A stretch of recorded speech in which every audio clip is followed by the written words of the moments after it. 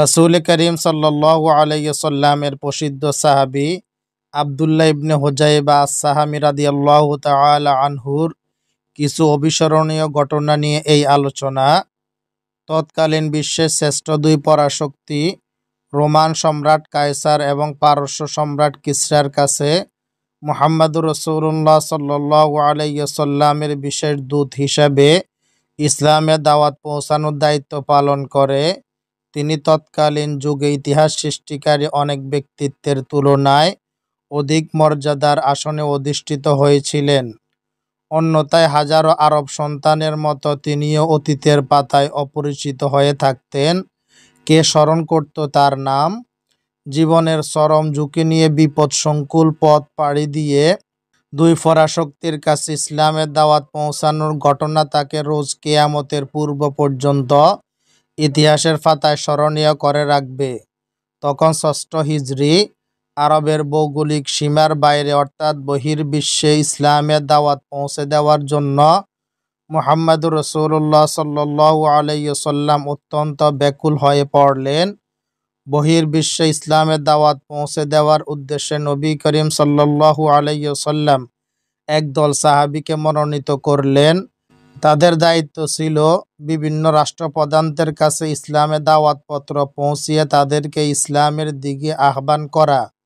এই প্রতিনিধি প্রেরণের কাজটি ছিল যেমন গুরুত্বপূর্ণ তেমনি অত্যন্ত ঝুঁকিপূর্ণ। এমন সব দেশে প্রতিনিধি প্রেরণের সিদ্ধান্ত নেওয়া হলো যেসব দেশের সাথে নবপ্রতিষ্ঠিত ইসলামী রাষ্ট্রের কোনো রাজনৈতিক ও কূটনৈতিক সম্পর্ক বিদ্যমান ছিল না। ফলে এই প্রতিনিধি দলের সদস্যদের জানমালের ন্যূনতম নিরাপত্তা সম্পর্কেও নিশ্চিত হওয়া সম্ভব ছিল না।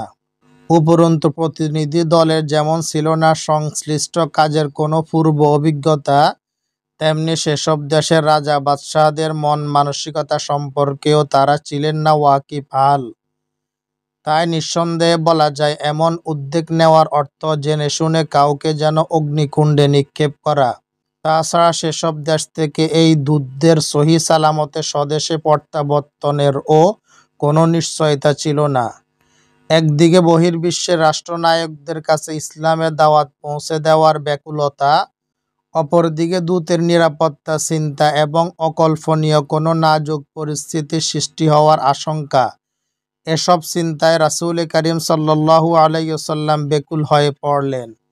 তিনি তাৎক্ষণিকভাবে সাহাবীদের মন মানসিকতা গঠনের লক্ষ্যে একটি সাধারণ সভা আহ্বান করলেন। রাসূল করিম সাল্লাল্লাহু আলাইহি ওয়াসাল্লামের আহ্বানে সর্বস্তরের সাহাবীগণ এ সভায় ছুটে আসলেন। যথাসময়ে সবার কাজ আরম্ভ হলো। আল্লাহ রাব্বুল আলামিনের হামদ ও সানা পেশ করার পর রাসূলুল্লাহ সাল্লাল্লাহু আলাইহি ওয়াসাল্লাম সমগ্র বিশ্বে ইসলামের দাওয়াত পৌঁছে দেওয়ার আবশ্যকতার উপর এক গুরুত্বপূর্ণ বক্তব্য রাখলেন। তিনি বলেন, বিশ্বের সকল দেশের শাসকবর্গের কাছে ইসলামের দাওয়াত পৌঁছানোর জন্য আমি একদল প্রতিনিধি প্রেরণের সিদ্ধান্ত নিয়েছি। মদিনার সীমানা পেরিয়ে ইসলামের দাওয়াত সমগ্র বিশ্বে সম্প্রসারণ করা যে অতি জরুরি, আশা করি তোমরাও আমার সাথে এ বিষয়ে ঐক্যমত পোষণ করবে। আমি এও আশা করি যে ঈসা আলাইহিস সালাতু ওয়াস সালামের সাথে বনী ইসরাঈলরা যেরূপ টালবাহানা ও মতবিরোধে লিপ্ত হয়েছিল, তোমরা তেমন কোনো আচরণ করবে না, বরং বিপুল উৎসাহ উদ্দীপনা নিয়ে এ কাজে অংশগ্রহণ করবে।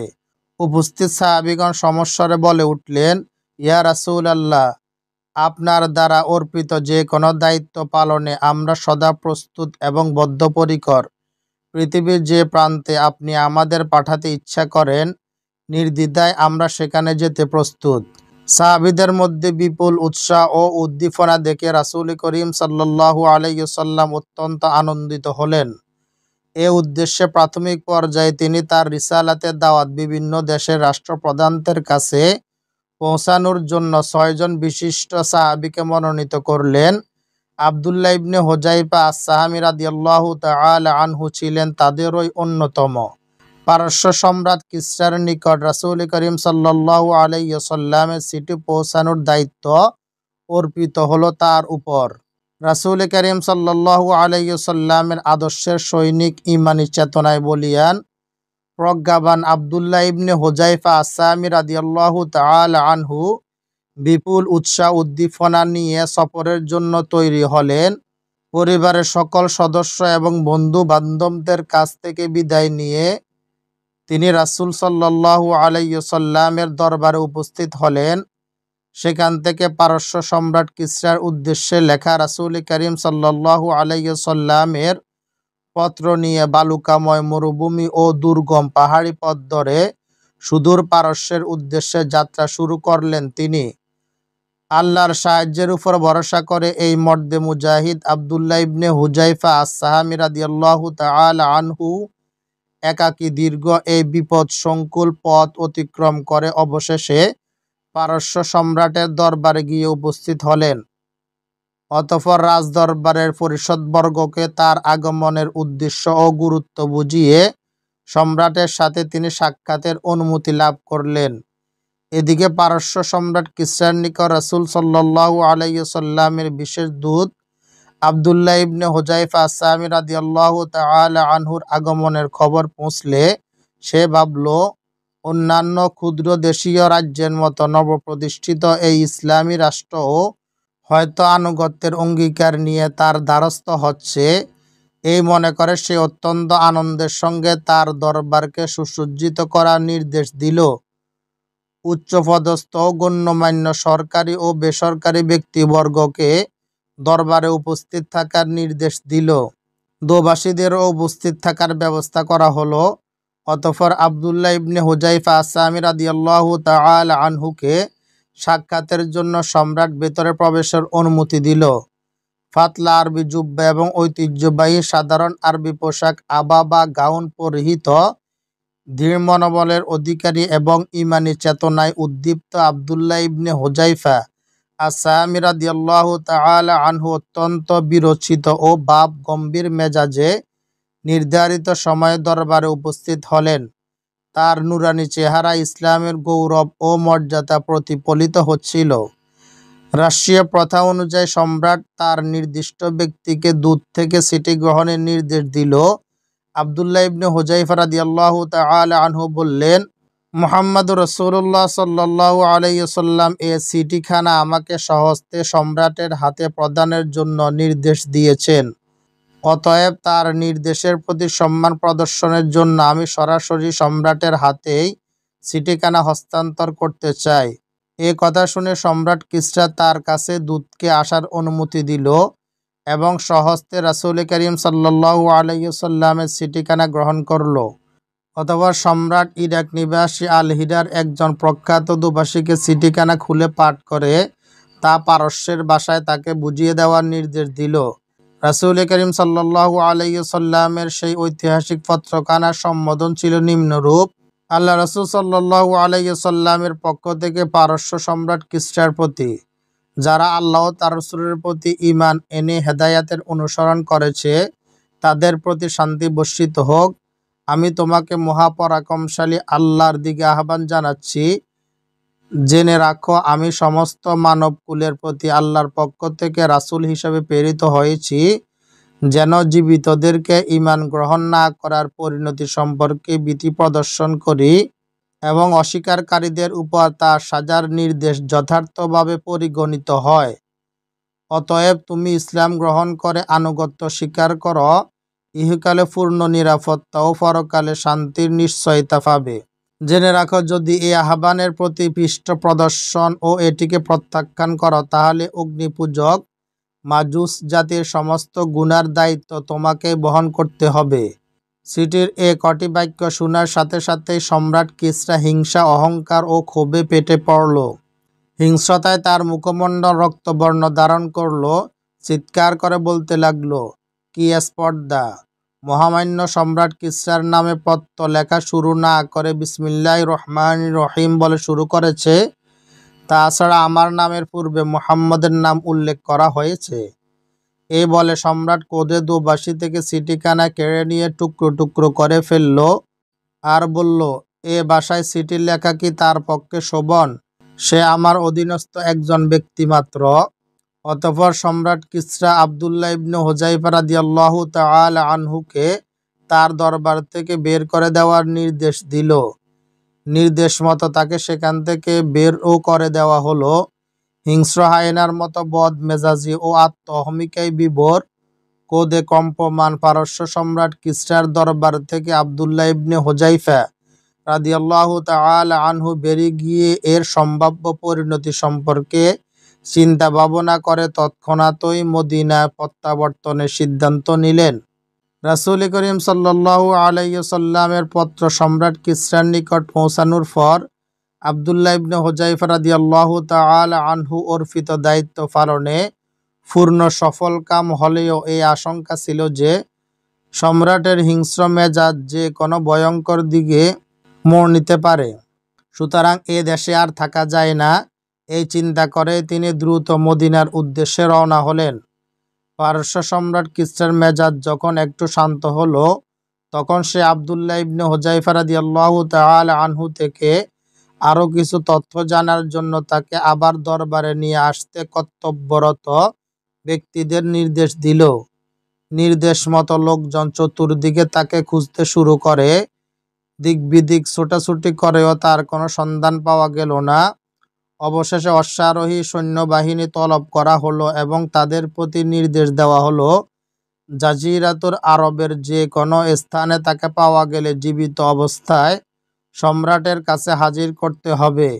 কিন্তু অশ্বারোহী বাহিনী তীব্র গতিতে ছুটে গিয়ে শেষ সীমানা পর্যন্ত পৌঁছেও তারা হুযাইফা রাদিয়াল্লাহু তাআলা আনহুর কোনো সন্ধান পেল না। বেদুইনদের থেকে তারা জানতে পারল তিনি ইতিমধ্যে পারস্যের সীমানা অতিক্রম করে মদিনায় পৌঁছে গেছেন। এদিকে আব্দুল্লাহ ইবনে হুযাইফা রাদিয়াল্লাহু তাআলা আনহু নিরাপদেই মদিনা পৌঁছতে সমর্থ হলেন।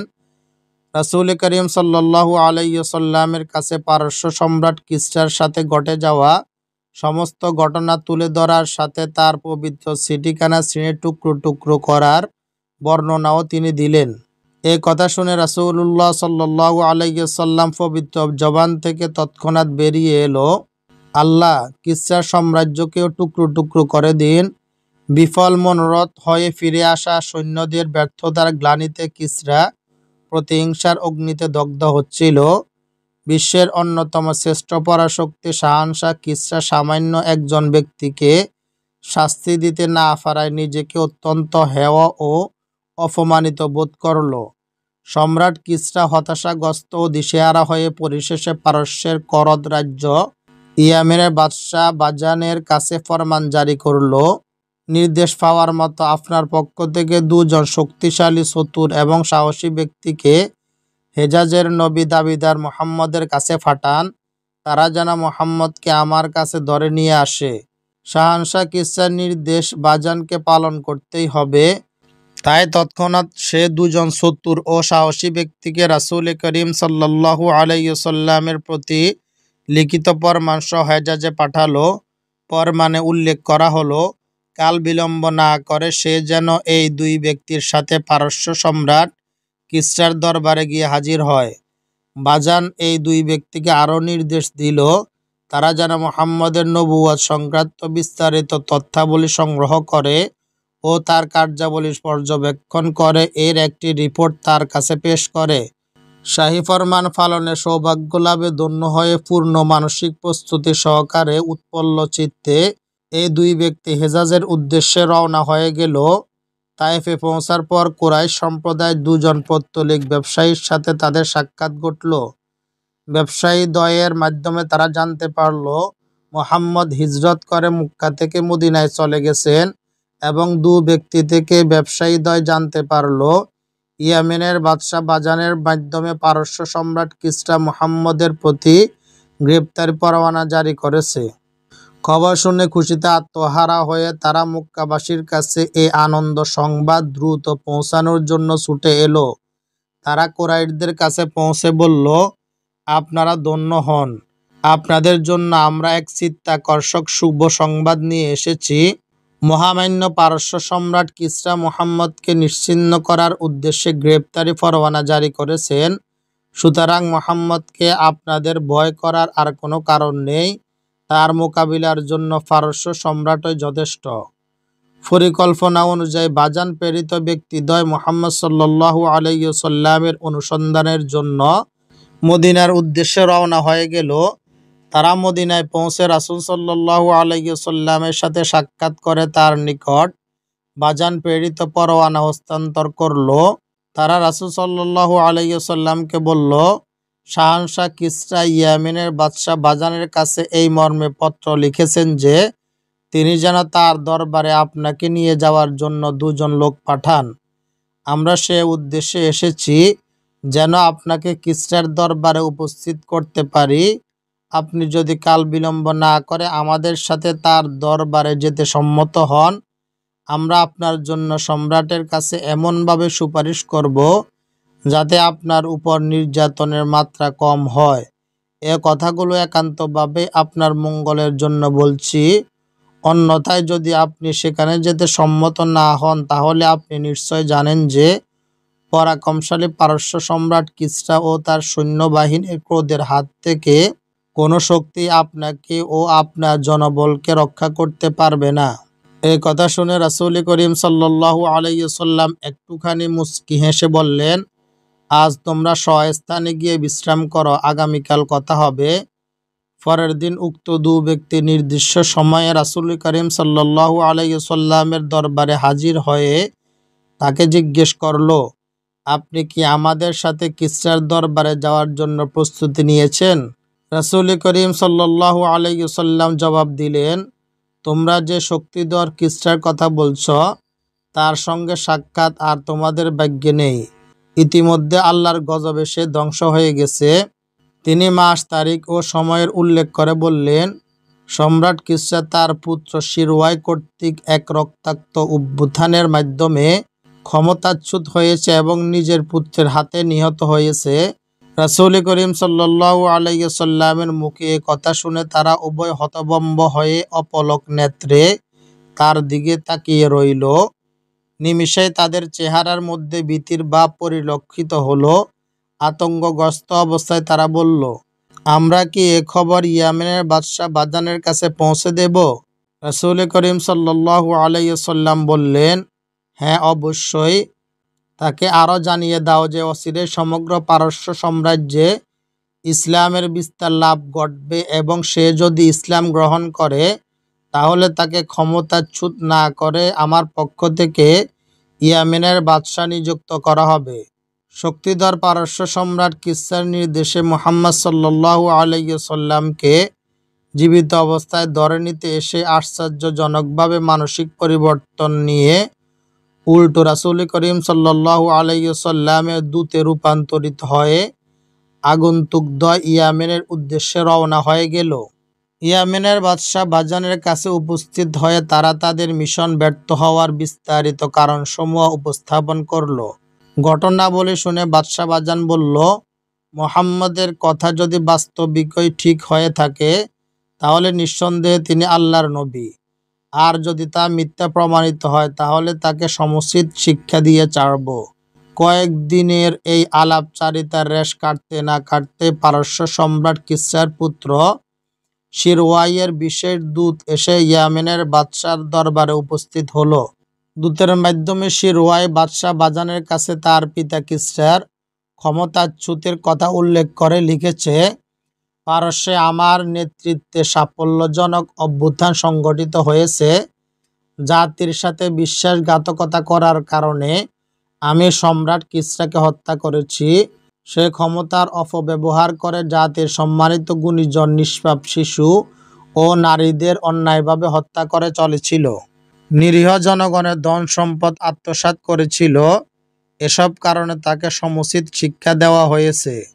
আমার এই ফরমান পাওয়া মাত্রই আপনি ও আপনার রাজদরবারের সব ব্যক্তি আমার সরকারের আনুগত্য বশ্যতা স্বীকারের হলফ নিন। ইয়ামেনের বাদশাহ বাযান যখন নবুয়তের সত্য মিথ্যা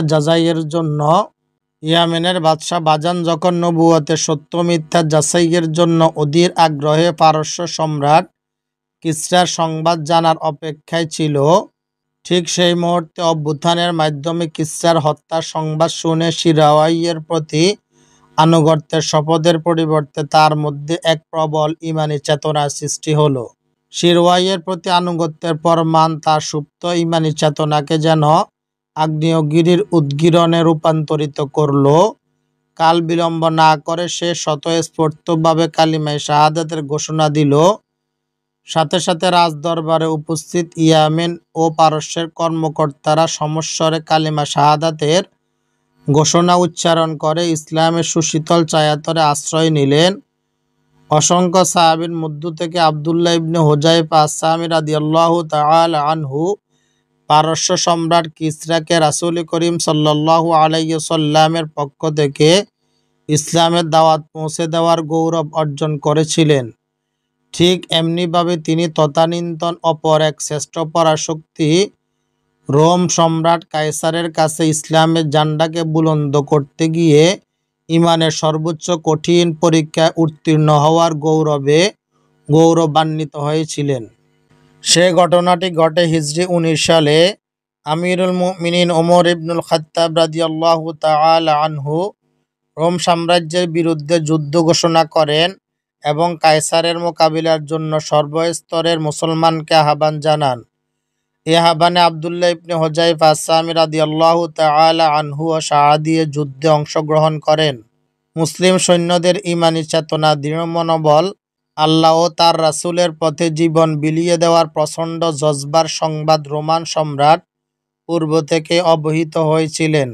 সে তার সৈন্যবাহিনীকে নির্দেশ দিল, এ যুদ্ধে একজন মুসলিম সৈন্যকেও যদি বন্দী করা যায় তাহলে তাকে যেন জীবিত অবস্থায় আমার দরবারে উপস্থিত করা হয়। ঘটনাক্রমে এ যুদ্ধে অন্যান্য মুসলিম যোদ্ধার সাথে আব্দুল্লাহ ইবনে হুযায়ফা আস-সাহামী রাদিয়াল্লাহু তাআলা আনহু রোমান সৈন্যদের হাতে বন্দী হন। যুদ্ধের ময়দান থেকে রোমান সেনাপতি তার সম্রাটের কাছে বিশেষ দূতের মাধ্যমে এ সংবাদ প্রেরণ করে, মুহাম্মদের প্রথম যুগের অত্যন্ত প্রসিদ্ধ সাহাবীদের অন্যতম বীর যোদ্ধা আব্দুল্লাহ ইবনে হুযায়ফাকে মহামান্য সম্রাটের দরবারে যুদ্ধবন্দী হিসাবে পাঠাচ্ছি এবং এজন্য নিজেকে ধন্য মনে করছি। বিশেষ একটি স্কোয়াডের মাধ্যমে সর্বোচ্চ সতর্কতা অবলম্বন করে আব্দুল্লাহ ইবনে হুযায়ফা আস-সাহামী রাদিয়াল্লাহু তাআলা আনহুকে রোমান সম্রাট কায়সারের দরবারে হাজির করা হয়। সম্রাট তার দীর্ঘদিনের প্রত্যাশা পূরণের জন্য মুহাম্মদ সাল্লাল্লাহু আলাইহি ওয়াসাল্লামের সাহাবী আব্দুল্লাহ ইবনে হুযায়ফা আস-সাহামী রাদিয়াল্লাহু তাআলা আনহুর ঈমানী দৃঢ়তা পরীক্ষা করার সিদ্ধান্ত নিল। সম্রাট কায়সার প্রথমে আব্দুল্লাহ ইবনে হুযায়ফা রাদিয়াল্লাহু তাআলা আনহুর নুরানি চেহারার দিকে বিস্ময়ের সাথে দীর্ঘক্ষণ তাকিয়ে থাকল। এরপর সম্রাট তাকে লক্ষ্য করে বললেন, আমি আপনার সমীপে একটি প্রস্তাব রাখতে চাই। আব্দুল্লাহ ইবনে হুযায়ফা রাদিয়াল্লাহু তাআলা আনহু বললেন, কি সেই প্রস্তাব? সম্রাট কায়সার বলল, আমি আশা করি আপনি ইসলাম ধর্ম পরিত্যাগ করে খ্রিস্টান ধর্মে দীক্ষিত হবেন। যদি আপনি এ প্রস্তাবে সম্মত হন তাহলে আপনাকে এখনই মুক্ত করে দেব এবং সর্বোচ্চ সম্মানে ভূষিত করে রাষ্ট্রীয়ভাবে প্রত্যাবর্তনের ব্যবস্থা করব। আব্দুল্লাহ ইবনে হুযায়ফা রাদিয়াল্লাহু তাআলা আনহু তৎক্ষণাৎ অত্যন্ত দৃঢ়তার সাথে উত্তর দিলেন, আপনি যে প্রস্তাব করেছেন এর চেয়ে বরং মৃত্যুকেই আমি হাজারবার মোবারকবাদ জানাই। এ কথা শুনে সম্রাট কায়সার বললেন, আমি আপনাকে একজন বিচক্ষণ ব্যক্তি মনে করি। আপনি আবার গভীরভাবে ভেবে দেখুন, যদি আপনি আমার আহ্বানে সাড়া দিয়ে খ্রিস্ট ধর্ম গ্রহণ করেন তাহলে আপনাকে আমার ক্ষমতার অংশীদার বানাবো এবং আমার সাম্রাজ্যের অর্ধেক আপনাকে দান করব। যুদ্ধবন্দী আব্দুল্লাহ ইবনে হুযায়ফা আস-সাহামী রাদিয়াল্লাহু তাআলা আনহু একটু মৃদু হেসে বললেন, আল্লাহর শপথ, খ্রিস্ট ধর্ম গ্রহণের বিনিময়ে যদি সমগ্র রোমান সাম্রাজ্য এবং এই সাথে সমগ্র আরব বিশ্ব আর তাদের সমস্ত ধন ভাণ্ডারও আমার হাতে তুলে দেওয়া হয়, তবু এক ফলকের জন্য আমি ইসলাম পরিত্যাগ করতে পারি না। আব্দুল্লাহ ইবনে হুযায়ফা রাদিয়াল্লাহু তাআলা আনহুর পক্ষ হতে এরূপ বলিষ্ঠ জবাব শুনে সম্রাট কায়সার আশ্চর্য হল। প্রলোভন দেখিয়ে আব্দুল্লাহ ইবনে হুযায়ফা রাদিয়াল্লাহু তাআলা আনহুকে ধর্মচ্যুত করতে ব্যর্থ হয়ে চিরাচরিত নির্মম প্রথায় সম্রাট কায়সার তাকে প্রাণদণ্ডের হুমকি দিয়ে রাগান্বিত হয়ে বলল, এরপরও যদি তুমি ইসলাম ত্যাগ করে খ্রিস্ট ধর্ম গ্রহণ না করো তাহলে তোমাকে হত্যা করা হবে। আব্দুল্লাহ ইবনে হুযায়ফা রাদিয়াল্লাহু তাআলা আনহু বললেন, আপনার যা ইচ্ছা হয় তাই করতে পারেন, কিন্তু আমি এক মুহূর্তের জন্য ইসলাম ত্যাগ করতে পারবো না। অতঃপর সম্রাট তাকে ফাঁসি কাস্টে ঝুলানোর নির্দেশ দিল। নির্দেশ মতো আব্দুল্লাহ ইবনে হুযায়ফা রাদিয়াল্লাহু তাআলা আনহুকে টেনে হিঁচড়ে নিয়ে ফাঁসির মঞ্চে দাঁড় করানো হলো। এবার সম্রাট তাকে ভীতি প্রদর্শনের জন্য জল্লাদকে রোমান ভাষায় মৃদুস্বরে বলে দিল, আসামির হাতের কাছাকাছি একটি তীর যেন নিক্ষেপ করা হয়। জল্লাদ তার স্বভাবসুলভ মেজাজে হুঙ্কার ছেড়ে তীব্র গতিতে একটি তীর নিক্ষেপ করল। তীরটি ক্ষিপ্র গতিতে আব্দুল্লাহ ইবনে হুযায়ফা রাদিয়াল্লাহু তাআলা আনহুর হাতের কবজির পাশ দিয়ে পেছনের কাষ্ঠের ফলকে গিয়ে বিদ্ধ হলো।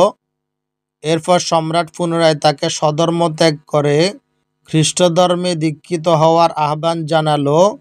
কিন্তু ফাঁসি কাস্টে দণ্ডায়মান আব্দুল্লাহ ইবনে হুযায়ফা রাদিয়াল্লাহু তাআলা আনহু আগের মতোই নির্ভয় এই প্রস্তাব প্রত্যাখ্যান করলেন। সম্রাট এবারও আঞ্চলিক ভাষায় জল্লাদকে পায়ের কাছে তীর নিক্ষেপ করার জন্য নির্দেশ দিল। উদ্দেশ্য ছিল তিনি যেন ভীত হয়ে ইসলাম ধর্ম ত্যাগ করে খ্রিস্ট ধর্ম গ্রহণ করেন। জল্লাদ এবার পূর্বের তুলনায় অধিক তর্জন গর্জন করে হুঙ্কার ছেড়ে একটি তীর আব্দুল্লাহ ইবনে হুযায়ফা রাদিয়াল্লাহু তাআলা আনহুর দিকে নিক্ষেপ করল। পূর্বের মতো এবারও তীরটি তার পায়ের ফাঁস ঘেঁষে দূরে গিয়ে বিদ্ধ হলো। সম্রাট শেষবারের মতো তাকে ইসলাম ত্যাগ করার আহ্বান জানালো। আব্দুল্লাহ ইবনে হুযায়ফা রাদিয়াল্লাহু তাআলা আনহু পূর্বের মতো এই প্রস্তাবও প্রত্যাখ্যান করলেন। আব্দুল্লাহ ইবনে হুযায়ফা রাদিয়াল্লাহু তাআলা আনহুর ঈমানী দৃঢ়তা দেখে সম্রাট বিস্মিত ও হতাশ হলো এবং তাকে কঠিনতর পরীক্ষার সম্মুখীন করার পরিকল্পনা করে নিল। সম্রাট তাকে ফাঁসির মঞ্চ হতে নামিয়ে আনার নির্দেশ দিল। অতঃপর বিশালাকার একটি ডেকচি এনে তাতে তেল ফোটাতে বলল। ডেকচিতে ফুটন্ত তেল যখন শাঁ শাঁ আওয়াজ করছিল তখন সম্রাট দুজন মুসলিম যুদ্ধবন্দীকে এনে আব্দুল্লাহ ইবনে হুযায়ফা রাদিয়াল্লাহু তাআলা আনহুর চোখের সামনে তাদের একজনকে সে ফুটন্ত ডেকচিতে নিক্ষেপ করার নির্দেশ দিল। জল্লাদেরা নির্দেশ অনুযায়ী তাদের একজনকে এর মধ্যে নিক্ষেপ করল। সাথে সাথে তার সমস্ত শরীর সিদ্ধ হয়ে হাড় থেকে গোশত ছিন্ন বিচ্ছিন্ন হয়ে যেতে লাগলো। আব্দুল্লাহ ইবনে হুযায়ফা রাদিয়াল্লাহু তাআলা আনহু এ পৈশাচিক নিষ্ঠুরতম দৃশ্য স্বচক্ষে অবলোকন করলেন। এবার সম্রাট পুনরায় তাকে ধর্মত্যাগ করে খ্রিস্ট ধর্মে দীক্ষিত হওয়ার আহ্বান জানালো এবং বলল, তা যদি করা না হয় তাহলে তোমাকেও এই চরম পরিণতির সম্মুখীন হতে হবে। আব্দুল্লাহ ইবনে হুযায়ফা রাদিয়াল্লাহু তাআলা আনহু পূর্বের চেয়ে আরও দৃঢ়তার সাথে অত্যন্ত ঘৃণাভরে সম্রাটের প্রস্তাব প্রত্যাখ্যান করলেন। সম্রাট যখন সর্বাত্মক প্রচেষ্টা চালিয়েও আব্দুল্লাহ ইবনে হুযায়ফা রাদিয়াল্লাহু তাআলা আনহুকে ইসলাম ত্যাগে রাজি করাতে ব্যর্থ হলো, তখন সে হতাশা ও রাগে আব্দুল্লাহ ইবনে হুযায়ফা রাদিয়াল্লাহু তাআলা আনহুকেও তার দুই সাথী যুদ্ধবন্দীর মতো সেই উত্তপ্ত ডেকচিতে নিক্ষেপের নির্দেশ দিল। জল্লাদেরা যখন তাকে ডেকচির দিকে নিয়ে যাচ্ছিল ঠিক সেই মুহূর্তে আব্দুল্লাহ ইবনে হুযায়ফা রাদিয়াল্লাহু তাআলা আনহুর চোখ থেকে 2 ফোঁটা অশ্রু নির্গত হলো। এ দেখে তারা দৌড়ে গিয়ে সম্রাট কায়সারকে বলল, এবার সে মৃত্যুর ভয়ে কেঁদে ফেলেছে। সম্রাট মনে করল এই দুর্বল মুহূর্তে যদি তাকে ধর্মত্যাগের আহ্বান জানানো হয় তাহলে সে রাজি হতে পারে। তাই সম্রাট তাকে পুনরায় তার নিকটে নিয়ে আসার জন্য নির্দেশ দিলেন। পরক্ষণে আব্দুল্লাহ ইবনে হুযায়ফা রাদিয়াল্লাহু তাআলা আনহুকে সম্রাটের সামনে হাজির করা হলো। সম্রাট পুনরায় তাকে ইসলাম ত্যাগ করে খ্রিস্ট ধর্মে দীক্ষিত হওয়ার আহ্বান জানালো। শিকল পরিহিত ক্লান্ত ও পরিশ্রান্ত মৃত্যু পথযাত্রী আব্দুল্লাহ ইবনে হুযায়ফা রাদিয়াল্লাহু তাআলা আনহু এবার অত্যন্ত দৃঢ়তার সাথে সম্রাটের প্রস্তাবকে প্রত্যাখ্যান করলেন। এরপর সম্রাট বলল, ধিক্কার তোমার প্রতি, তুমি যদি মৃত্যুকে ভয় না পেতে তাহলে কাঁদলে কেন? আব্দুল্লাহ ইবনে হুযায়ফা রাদিয়াল্লাহু তাআলা আনহু বললেন, দেখুন, আমি মৃত্যুর ভয়ে চোখের পানি ফেলিনি, বরং এই একটি মাত্র ডেকচির ফুটন্ত তেলের মাঝে আমাকে নিক্ষেপ করতে চাচ্ছেন। অথচ আমি আশা করেছিলাম যে আমার শরীরে যতগুলো লোমকূপ রয়েছে ততগুলোই যদি আমার জীবন হতো এবং এক এক করে সবকটিকে জ্বলন্ত ডেকচিতে নিক্ষেপের মাধ্যমে আল্লাহর পথে শহীদ হতে পারতাম, তবে আমি হতাম শাহাদাতের সর্বোচ্চ মর্যাদার অধিকারী। আফসুস, এই মর্যাদা লাভে ব্যর্থ হতে যাচ্ছি মনে করে আমি চোখের পানি ফেলেছি। আব্দুল্লাহ ইবনে হুযায়ফা রাদিয়াল্লাহু তাআলা আনহুর এই ঈমানী দৃঢ়তা আল্লাহ ও তার রাসূলের পথে অবিচল মনোবল প্রত্যক্ষ করে সম্রাট আশ্চর্য হলো। কিন্তু সে তার স্বভাবসুলভ অহংকারের বহিঃপ্রকাশ ঘটিয়ে অত্যন্ত ক্রোধের সাথে বলল, কি স্পর্ধা! আমার গৌরব ও মর্যাদার প্রতি তোমার বিন্দুমাত্র শ্রদ্ধা নেই। এদিকে মুহাম্মদ সাল্লাল্লাহু আলাইহি ওয়াসাল্লামের সাথীদের ত্যাগ ও কোরবানির যে বর্ণনা সম্রাট পূর্বে শুনেছিল, আব্দুল্লাহ ইবনে হুযায়ফা রাদিয়াল্লাহু তাআলা আনহুর আচরণে সম্রাটের কাছে তা বাস্তব প্রমাণিত হলো।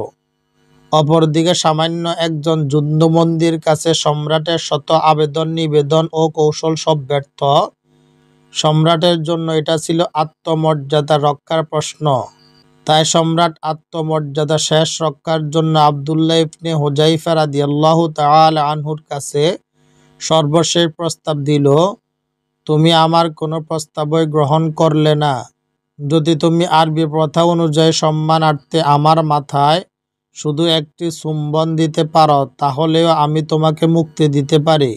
কূটনৈতিক প্রজ্ঞাসম্পন্ন ও বিচক্ষণতার অধিকারী আব্দুল্লাহ ইবনে হুযায়ফা রাদিয়াল্লাহু তাআলা আনহু এই প্রস্তাব শোনা মাত্রই একটি শর্ত আরোপ করে বললেন, এর বিনিময়ে সম্রাট যদি সকল যুদ্ধবন্দীকে মুক্তি দেন তাহলে এই প্রস্তাব আমি বিবেচনা করে দেখতে পারি।